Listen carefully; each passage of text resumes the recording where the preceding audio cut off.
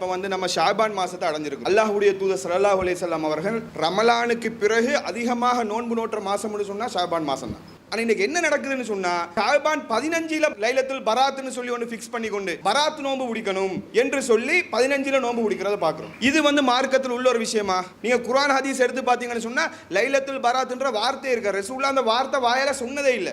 அப்ப என்ன செய்யறாங்கண்டா இவங்களா மார்க்கத்தில் இல்லாத ஒரு விஷயத்தை உருவாக்கி கொண்டு அதற்கு பல காரணங்கள் பழைய காலத்து ஆட்கள் செய்வாங்க.